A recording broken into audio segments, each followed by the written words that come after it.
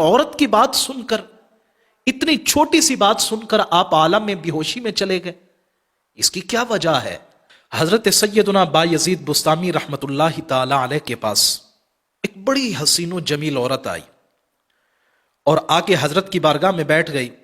کہنے لگی حضرت میں آپ کے پاس اس لیے حاضر ہوئی ہوں کہ میرا شوہر جو ہے وہ دوسرا عقد کرنا چاہتا ہے، دوسرا نکاح کرنا چاہتا ہے.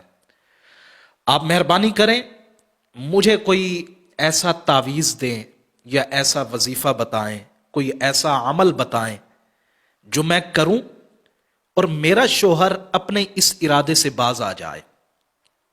حضرت بایزید بسطامی مسکرانے لگے اور فرمایا اللہ کی بندی، میں کیسے ایسا کام کروں کہ جس کے بارے میں میرے رب نے بھی اجازت دی، میرے پاک نبی محمد مصطفیٰ احمد مجتبیٰ صلی اللہ علیہ وسلم نے بھی اجازت دی، میں اس کام کے خلاف کیسے جاؤں؟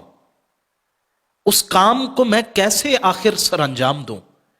اگر وہ توفیق رکھتا ہے، استطاعت رکھتا ہے، تو اس کو دوسری شادی کی اجازت تو ہمارا قرآن دیتا ہے، ہمارا رب دیتا ہے، ہمارے آقا دیتے ہیں، تو پھر میں کیسے روکوں؟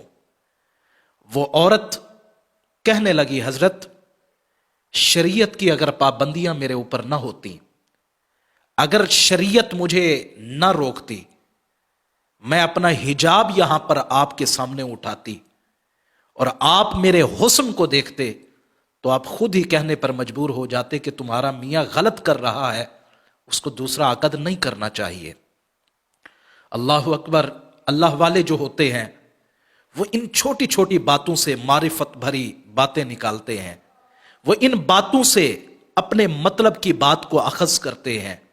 بایزید بسطامی کے سننے کی دیر تھی، وہیں پر جھومنے لگے اور پھر چیخ ماری اور زمین پر گرے بے ہوش ہو گئے. مریدین نے منہ مبارک پر پانی ڈالا اور حالت ہوش میں لائے. کہنے لگے حضور یہ کیا بات ہوئی؟ ایک عورت کی بات سن کر، اتنی چھوٹی سی بات سن کر آپ عالم میں بے ہوشی میں چلے گئے، اس کی کیا وجہ ہے؟ حضرت بایزید بسطامی فرمانے لگے او اللہ والو، اس عورت نے چھوٹی بات نہیں کی، تمہیں اس کی بات اتنی چھوٹی لگی ہے لیکن وہ بہت بڑی بات کر گئی ہے. وہ کہنے لگے اس نے کون سی بڑی بات کر دی؟ حضرت بایزید بسطامی نے فرمایا تم نے نہیں سنا کہ وہ کہہ رہی ہے کہ اگر میں اپنا حجاب اٹھا دوں، پردے ہٹا دوں، تو آپ میرے حسن کو دیکھ کر یہ کہیں گے کہ واقعی میرا خامد غلط کر رہا ہے. تو جب اس نے یہ بات کی تو میں یہ سوچنے پر مجبور ہو گیا کہ یہ عورت اور اس کا حسن یہ تو عارضی ہے، اور یہ حسن دیا بھی تو اللہ نے ہے، یہ ایک دن ختم ہو جانے والا ہے، جھریاں اس کے چہرے پر آ جائیں گی اور زمانے کے شب و روز اس حسن کو ختم کر دیں گے. لیکن اس کے باوجود اس کو اپنے حسن پر اتنا ناز ہے، اتنا اترا رہی ہے اور کہہ رہی ہے کہ میرے خامند کو میرے اتنے حسن کے ہوتے ہوئے عقد کی اجازت نہیں ہے، یعنی کہ وہ کسی دوسرے کو شریک بنانا نہیں چاہتی. جب اس نے یہ بات کی تو میں یہ سوچنے پر مجبور ہو گیا کہ جس کو عطائی حسن دیا گیا وہ اپنے حسن پر اتنی نازاں ہے، تو وہ رب جو تمام کائنات کے حسن و جمال کا خالق بھی ہے، مالک بھی ہے، تو وہ ذات کیسے گوارا کر سکتی ہے کہ کوئی اس کا کسی کو شریک ٹھہرائے؟